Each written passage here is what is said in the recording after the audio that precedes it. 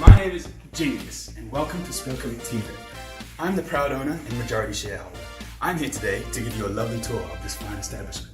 Come on, let's go!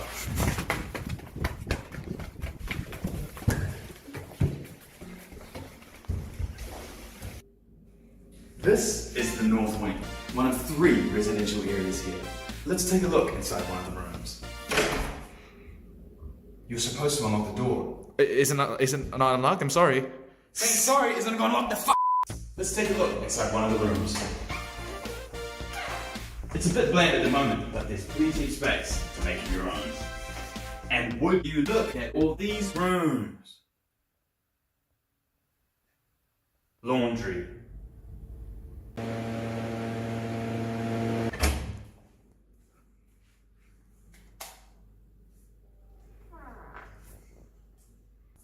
Outside, there's plenty of luscious, spacious grounds, nearby forests, and even a fire pit. Let's take a look.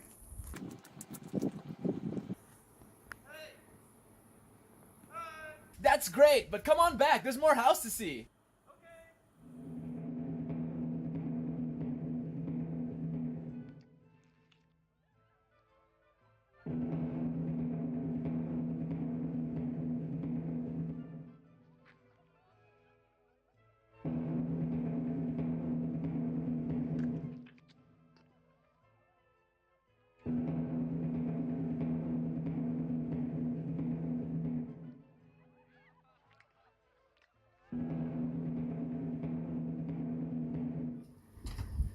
Hey, are you coming? Oh, yeah, sure. Let's go.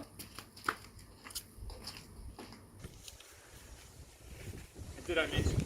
We're all athletes. Oh.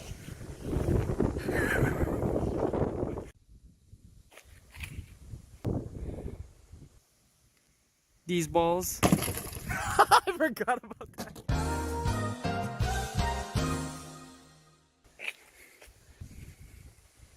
So come on down, stay a while. You're gonna love it here.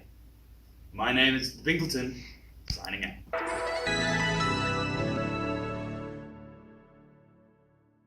So, what do you think? Pretty good, huh? You're fired!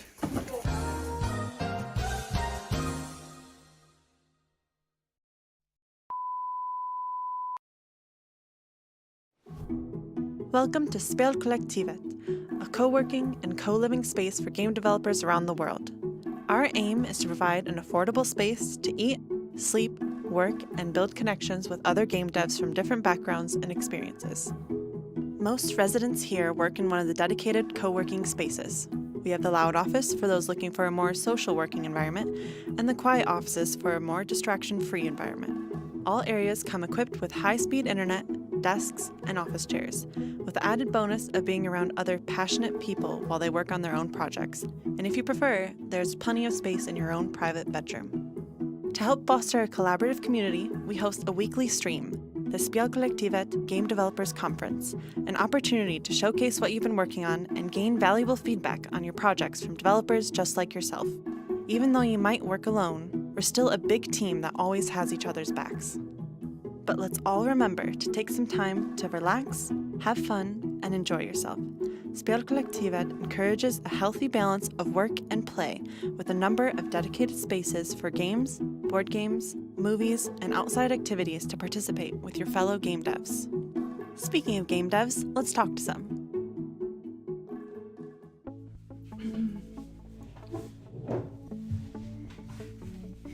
They just settle in.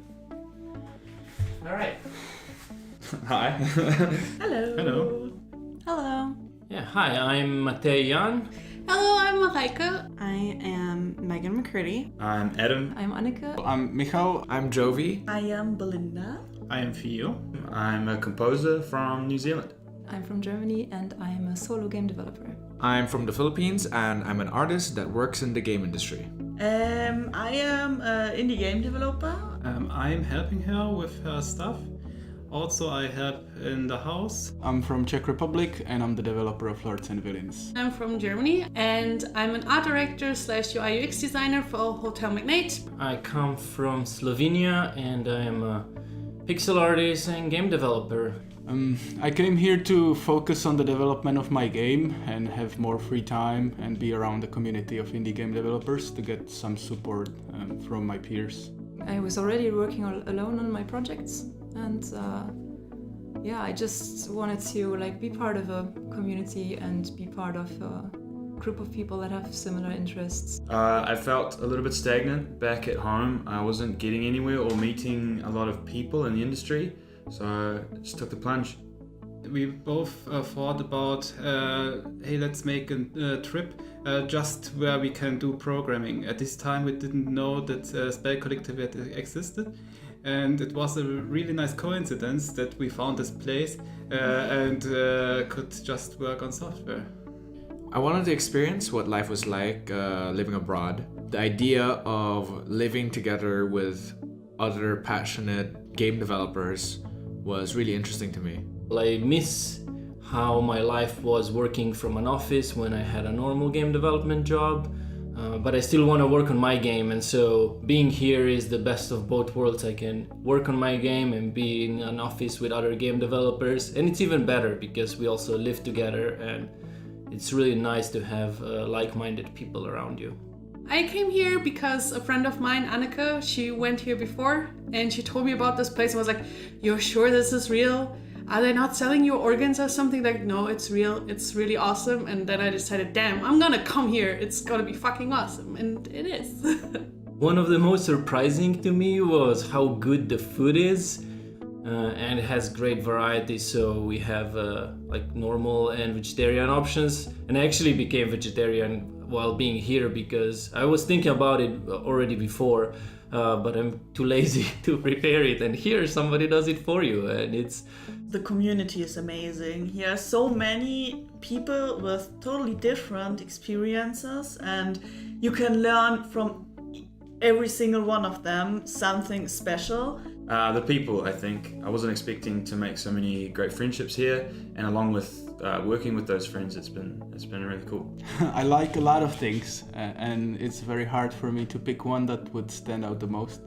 I think above everything it would be the people that I'm surrounded with, because I think they are very like-minded and very accepting and supportive, so I feel like home here, and that's what I like the most about this place. For more information, check out our website for the latest prices and details, or join us on Discord where you can ask more questions from us directly.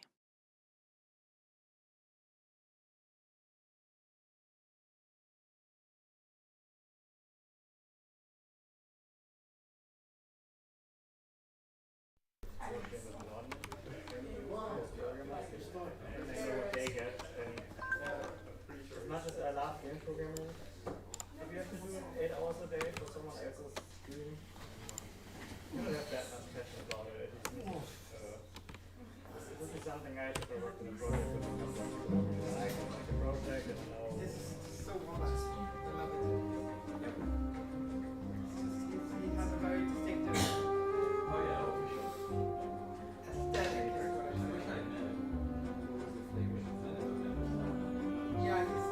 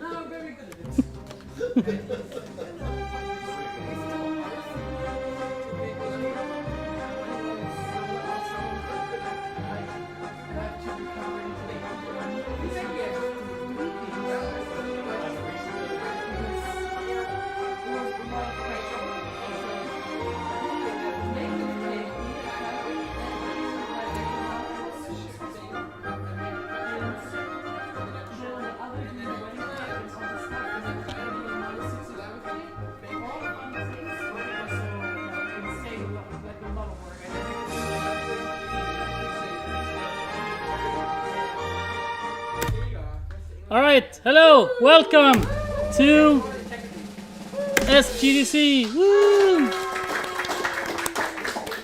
I think I scared away most people with the long house meeting, but YOLO. With your tax paying.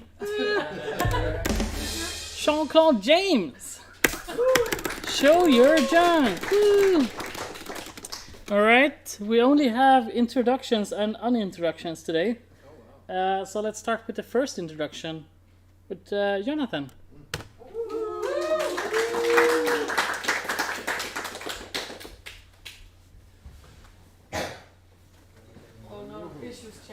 Well, how do I get this done? So it's like, and then we had the stream. And then to the left. To the left? Yeah, just top. No, you have your face there. Oh yeah, I have my face there, right. There we go. We just need this one. Lovely space. Yeah. I think. It just works like that, right? Yeah, that's alright. Cool. Yeah, so my name is Jonathan Lillelund Andersen, but yeah, Jonathan just goes fine. I'm from Denmark, and on paper I'm a multimedia designer specialized in games, and I run this single-man company called Pladul, which roughly translates to English Balderdash Owl, which means a trickster or fake, because well, it was mostly because I was uncertain of the task that I was going to do while I was being in this company. But it was going to be mostly drawings in common, which was a practice I've been doing since I could hold a pencil. And it's been everything from cards and covers, which I have some here, just an example of this. And it also been posters and concept arts, so on. There's some stuff here, and then mostly it's been these drawings here I've been selling, which is just ink, and I call them sleeping houses, because if you look closely there'll be like faces in the structures here. But yeah, I want to tell about myself through projects I've been going through my life, and the biggest one was the time I almost got a board game published. This was a new version of an old board game called Fuldrigger, which is a type of ship. It was about the golden age of sails between Columbus's first travel to America and then the invention of steamboats.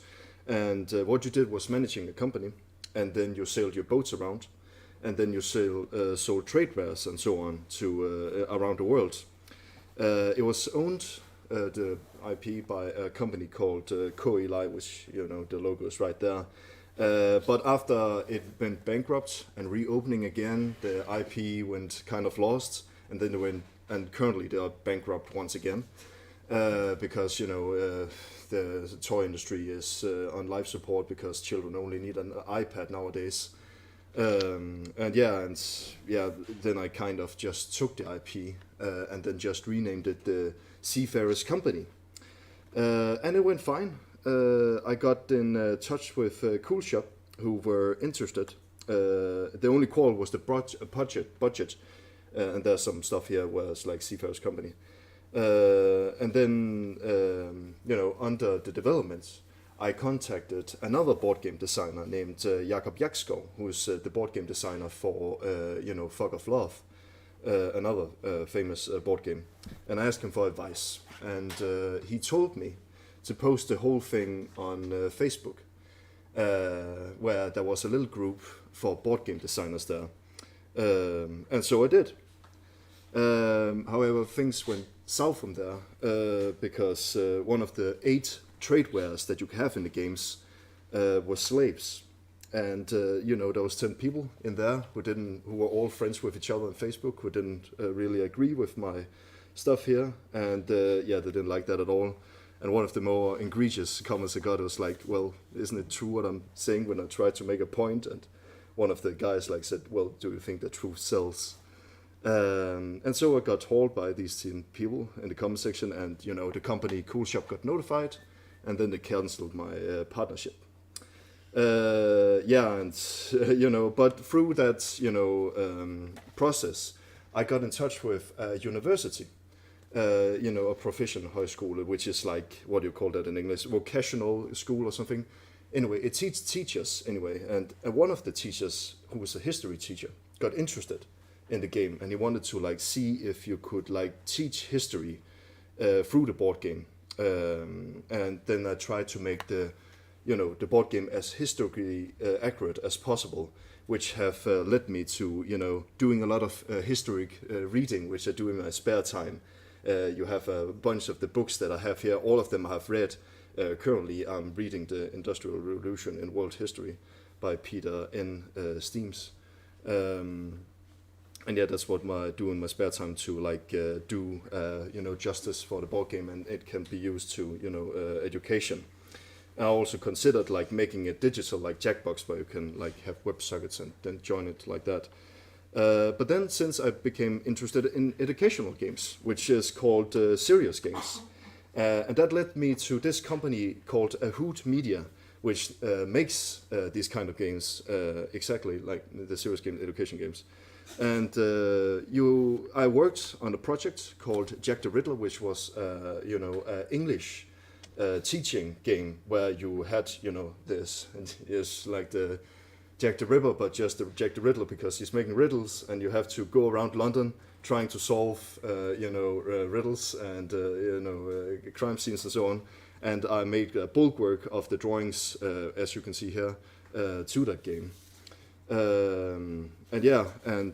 Besides that, other projects that I have made, it had been like a fan game of Disco Elysium, which was called Crypto Killer, where I made a bunch of the concept art to it, which got used for the scenery and so on. You can find it on itch.io. It's free, I believe so. And then I make also currently some sketches for embroidery for a Danish author, well-renowned. Svend Madsen is the guy to the right over there. Embroidery is like the thing where I just have a needle and do that stuff right in the. Well, yeah, you'll see it right there. Yeah, so they have to, and it's going to take 2 years to like make all these, and they like ask for 18, but it's like these one, and it's a part of this story written by this author that I'm making. So yeah, and well, yeah. What does it say? What does it say? What does it say? It's embroidered. Oh, the embroidery. What does it say? Oh yeah. Well, I couldn't find anything else. All right. What is it? Anyway. If he doesn't want to say, I'm not gonna force I'm my only defense is I'm Danish, all right. I don't speak Swedish. And then I also just have a little project besides. It's game documents called Efforts Plots, which I've used you worked on like since 2050. 15? Yeah, 50, right? Yeah. Is it 50? But yeah, 50. Yeah, well, it's like long time ago at least. And that likes I don't know if that's even going to open actually. Yeah, it is. There we go. And it's like, look, just placed on ArtStation, and you can find it, read it if you want to. Nobody's going to do that because it's like 40 pages long, but it's like describing a game that I've been, tried to, idealize, well, not what I call it, describe for a good while. Yeah, 2015 system right there. People can go in, take it if they want to. It's free. I'll be surprised if somebody actually did it, but yeah, that's just some quick projects and so on. So that's the whole thing I have so far, and yeah, currently I'm working with Calcium Cares to make the art. So yeah, and I don't know if there's any questions to anything. Yeah. What was the? First of all, I love that you're doing games in education. What was the Jack the Riddler? What kind of things did you learn? Did the player learn with the game? They learned English. That was the thing. Like you went around, two people, like you were two characters. You had Watson and then a female version of Sherlock, and then you just went around trying to communicate what was going on a picture. Because there was a task where you one person saw something different on a screen, because you had two screens. You had two people. And then another person saw something different on the screen, and then you had to communicate to each other what was missing from these two screens, and then you had to say it in English to each other. So it's like it's in the classroom. You have the two screens, but you have to say it physically to each other. It's not like that's a chat room or anything. And the So- game is in English only, but it can be used by then Yeah, it's in English only, but when you go to the website, if you just type in Jack the Riddler, you'll find it, and it's just lying there. I think you have to buy it if you're not at school, but you can try the demo, it's free, but you have to have 2 players to do it, so it's like corroboration right there. Yeah. What do you mean when you said I don't speak Swedish? How does that affect anything about what it was saying on the picture? I was searching embroidery, and then it just showed up, and I thought, yeah, this is good enough, I guess. But it was just okay, I so tried. it's not I tried. one of your artworks. No, it's not. No, it's just I was just getting a template because I tried to because. So it doesn't mean the same thing in Danish then? No. S in Danish. Yeah. Okay, so that embroidery also has nothing to do with the other pictures. No, it doesn't. No. It's just describing the concept of what was going on with this, because I just made the sketches of what they were going to embroider. So it's just I was just explaining the concept so of if it's embroidery. not yours, I can say what it means. It's most likely Norwegian, I would say. Oh, yeah, Basically, sorry. it's, pussy. Yeah, okay. Okay, there we go. Yeah, okay. I actually thought it would be Swedish, but yeah, okay, there we go. Imagine that hanging in someone's grandma's Yeah. living room. What? Wait, and how long did this, The only- this little illustration take? Like little This one? the right one. What's to the right? Oh, this The here? city. Yeah. What the fuck? Yeah, it took like, weeks. But it's like explaining how the game looks like. So it's like you have, the game idea is like you have, the fundamental, you have these if sentiments where you like make a game, and the if sentence to this game was like, what if you had all the classic horrors gathered at one place? And then I created this little swamp town where it's like plagued with mosquitoes, and you have, werewolves, vampires, dagons, and so on, swamp creatures going on here. And it's like, kind of Town of Salem or Werewolf, I don't know what game you've played, where like everyone is anonymous, you have all these AI villagers going around, and you have to complete your task without, everyone, ruining you. And yeah, that's, you have the villagers up here, kind of sketch. And then there's one of the roles, which is like the bailiff, who's like the, guardsman of the town, who's supposed to find the 3 criminals, who's like breaking the law first, and then, burn them on a pyre. Werewolf. Yeah, like werewolf. Yeah, exactly. So you have these, you have these different roles, and they are all gathered here. That's the players you can be. You can be 13 different players. You can be a necromancer, a mad scientist, a smuggler, fanatic, monster hunter, a build master, a wicca, a dagon. That's the swamp monster over to the left. A rabble rouser who's supposed to like get all the AIs to like hunt a player down and kick the door down and burn them. And then you have the bailiff and a werewolf and what was that last thing? Oh yeah, the Undertaker. That's right. So you have like the Undertaker here, and then before that there was like the mad scientist, and then you have the rabble rouser who's like supposed to try to make a rebel. Host of people to like get down some accused player. I don't know. Then the bailiff. The document. You can post the document. Yeah, okay. It's just if there's any time left. Is there any more questions? Yeah. Which one is your favorite history book and why? The history book. What? Okay. Which one is your favorite? Oh God, that's really tough because there's really some good ones. A feel good story will be like Blight in Australia, which was something that's the up top left, Blight in Australia. That's like really I feel like that could be a Netflix series, because you have this guy who have been like mutinied 3 times, and he's going to go to Australia to be mutinied a 3rd time in the Rum Rebellion, it's called in Australia, because he went there and say, all right, you can't drink anymore, no more rum, and then they got angry, and then they like pulled him out of his bed and arrested him, and it became a court case in England, and it was like the start of the independence of Australia, like rum.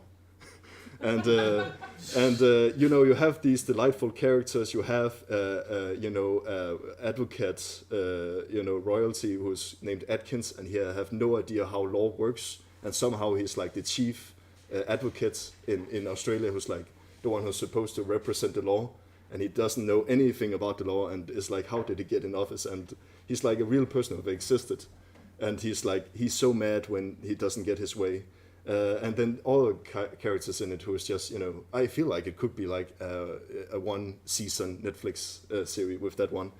If you want to go more gruesome, it's Scurvy, the history of scurvy, which is the one over there. That one, yeah, that's really depressing to read, because it's like the cure of scurvy has been like discovered 3 times, in Egypt, ancient Egypt, and ancient Greece, and time again it's been like, forgotten of how scurvy was cured. And you have to, read about these sailors who just suffered dreadfully. Like scurvy killed more than battle, sickness, and natural catastrophe. Well, out at sea on the boats had combined. It's like it was dreadful to read about it, but it was also just nice to hear about them finding a solutions, which was also a really bullshit process, because there was like 5 studies that showed that like citrus fruit was going to be the cure, but there was one study who said it was malts who were like helping the sellers, and there was like the Admiral board was just holding on the study. It's like, yeah, we're not gonna have fresh fruit or anything on the board because this one study says that malts, there's like a ale of kind. It's like is the one that helps sailors recover for it. So we're gonna stick to the plan, and it's like it was just so stupid, and it took so long time for like getting the cure for scurvy in place and so on.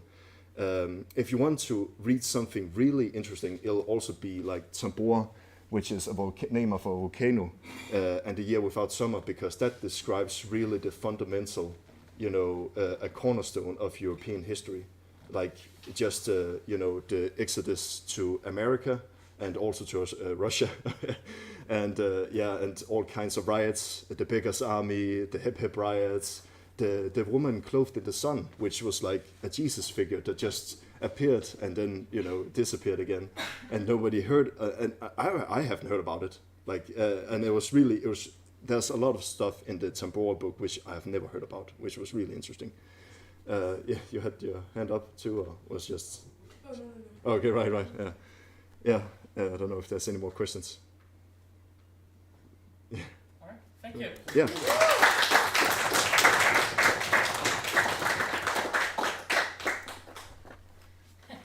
Nerd stuff, am I right? All right, next up, Martin.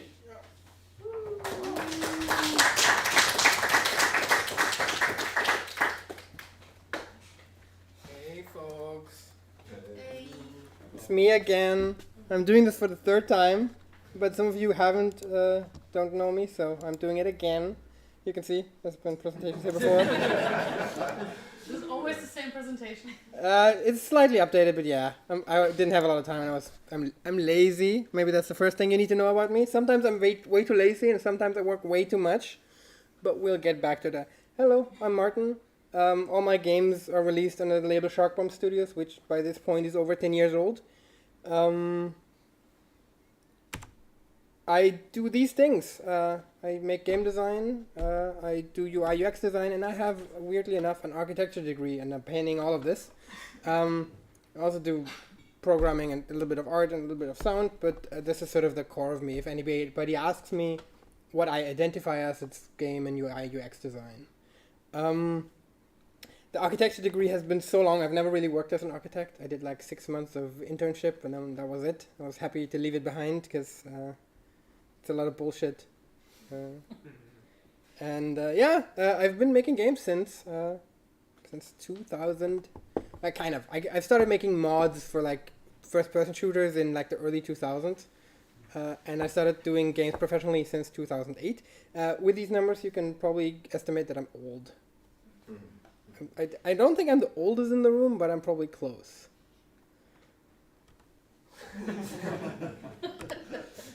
All right. I've been doing a bunch of freelance work. Wait, is this actual? Yeah, this is the actual next slide. Here's a bunch of stuff I did. The most famous one is probably Cultist Simulator, which has been pretty popular.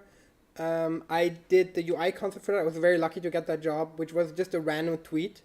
Alex Kennedy, who made the game, tweeted out he's looking for a guy, and I was just quick to react and ended up getting the job, which was nice. Been doing some VR work, which is Sweet Surrender, which is in the lower right. I've been doing some UI work for Minute of Islands, which was like a nice sort of 2D story game, and then Star Dynasties, which is a big sort of 4X kind of Game of Thrones in space kind of game. So it's been all over the place.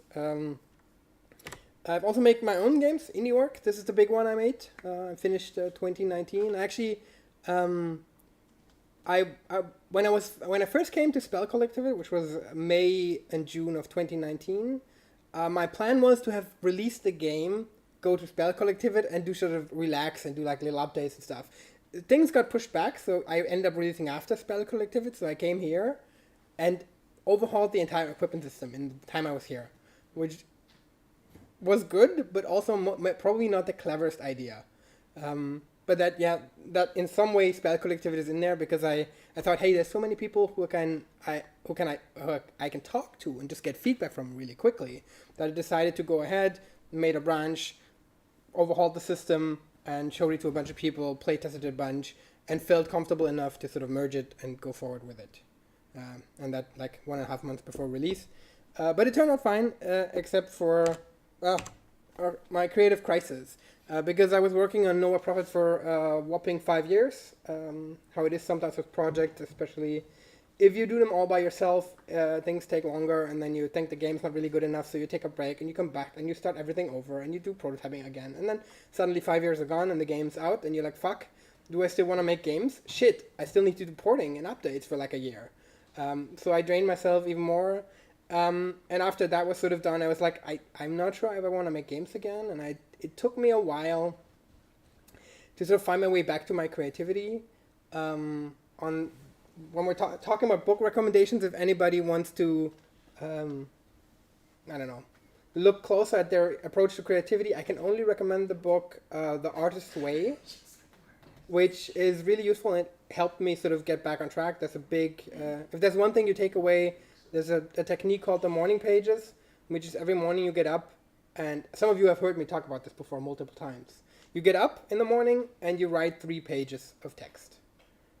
You can do it in the afternoon or in the evening or whatever, but the idea is you do it daily and you write 3 pages of text, and it does not matter what you write. If all you write is I'm bored, I'm tired, I'm hungry, I don't want to write this, that's fine. The act is just the writing, and eventually you'll start writing something else. Then I'm bored. And what it has showed me, like I have a stack of like notebooks this thick that I've just filled with text over like the last 2.5 years. And what it showed me is that if you want to have a high creative output, you need to start creating things. It doesn't really matter what you do. You know, sitting down every day for 5 minutes and, I'm just gonna draw a silly face will put creative energy in your life. This sounds weird now, but it'll make it easier for you to make more stuff because you're already doing stuff, you know? And what I found, like, I've often heard people describe like their creative process as, I didn't come up with it, I just found it. Like it was worked out through me, and I never had that experience when I was making things before. But the morning pages have consistently given me ideas for projects that I sort of found on the page as I was writing. I mean, obviously it came from me, but it felt more like a discovery than like I'm gonna sit down, I'm gonna think about what I'm gonna do next. Like it felt different as a process. So I can only recommend it, but it's a commitment. You need to do it for a while for it to, I feel, start to click. But it's been very useful for me for working through this creative crisis. So since then, which is over 2 years at this point, I've been making tabletop role-playing games. There's a few of the games I've made here. I've had really productive years since then, mostly just making little shitty games and successful Kickstarters and I don't know what. The latest one, which is Goblin Errands, which is all the way on the right. I actually have a test print with me here. It's a very zany little RPG for a bunch of goblins that try to help their community and things go wrong. If anybody wants to take a look or wants to play, let me know. Yeah, I think that's the end of the presentation. Yeah, this is where you can sort of follow me. There's like a weird newsletter I do where I talk about my creative and personal journey. If anybody's interested in that, that's the link on the bottom. I think I'm done. You were first. Yeah, what did you do on Minute of Violence? I did the UI. Mentioned architecture and science Yes. studies, but not. Even though you might have like abandoned that path, as someone who as a concept artist who cannot design buildings but want to learn to medieval villages, castles, Viking huts, like just getting into it. Would you be able to like help me out with just getting into it and making like a mentality around it, or? Sure. I mean, we can chat about it. See if there's anything I can do to help. Yeah. What was the book you mentioned again? The art book. The Artist's Way from I think it's Julia Cameron. Alright, thanks. It's a little spiritual at times. Like she mentioned God a bunch of times, which you have to make your own sense out of. And there's a chunk of exercises like write a letter to your 5-year-old self and stuff, which you can consider silly or useful. I did most of them and I found them okay to good. Yeah? Do you have the book with you? No. Oh, sure. So, you're back here again. Yes. What are your plans for coming back and for going forward? Oh God, I don't have any. This is sort of part of the creative crisis, actually. Like I had my creative crisis. I was like, fuck, I don't want to do games anymore. What the hell do I want to do with my life then? Because it's, as I said, started doing mods in like the early 2000s when I was still in school. And this was always the thing I was doing and I wanted to do. And then you're indie, you make your own big game. It's actually financially successful. And then you're burnt out. So what the fuck do you do next? And I was struggling with a question because then I was looking for a new goal because my old goal felt untenable. And I couldn't find a new one. It bothered me that I didn't know what I wanted to do. And then I made my peace with that and started traveling. I was like, fuck it, I don't know, so it's fine not to know, so I'm just gonna have a good time. So that's my current plan. For like long-term goals, for being here, I had a project I wanted to do, but it's sort of on hold, so I don't know, I'm just doing stuff. Like this thing has to go to print, so it will do that tomorrow. And then I have to coordinate shipping. I'm doing some contract work, and I don't know. Yeah. Right? Then thank you all for your time.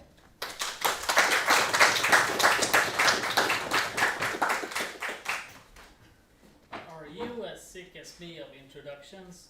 Well, great, because now we have an un-introduction from Annie.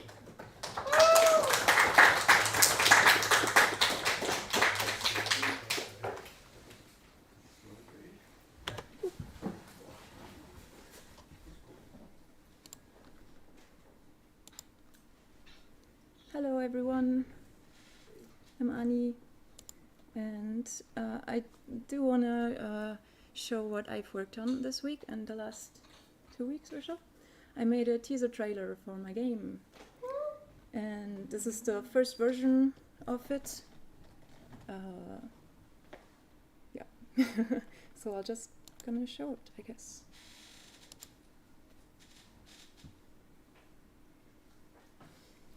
I guess.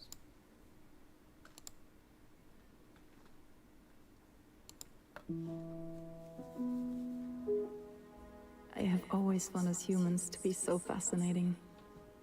I just have an endless amount of questions like, how was everyday life like throughout the ages? How did our ways of living together change over time? What type of... Let's figure out the audio first. Huh? If you wanted to. Yeah. Oh. Can we do redo? Yeah, we want to see. Oh, maybe the not video. that loud. Maybe you're gonna blow us away. I don't think so.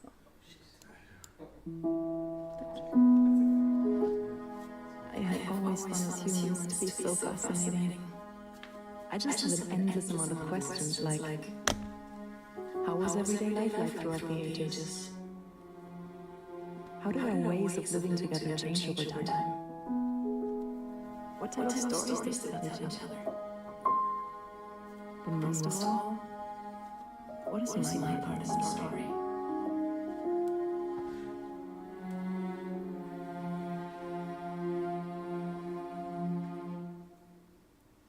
That's it.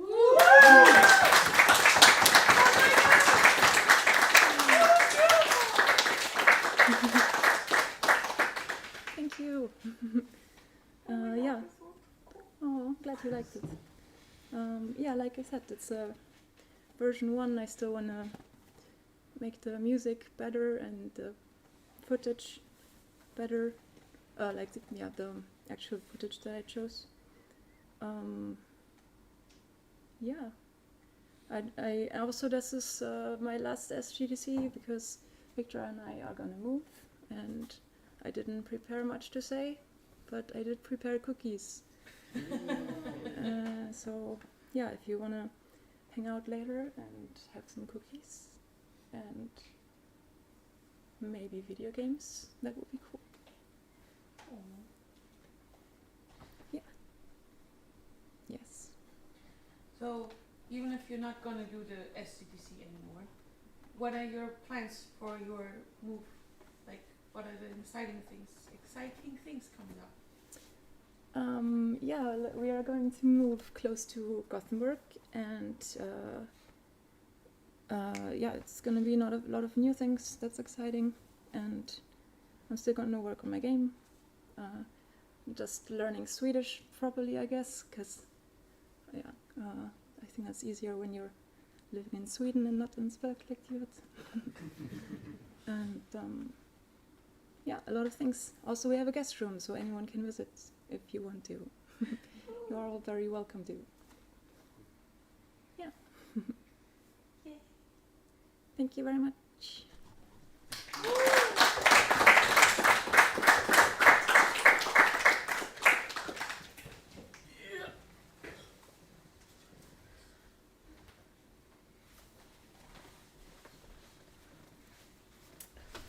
All right.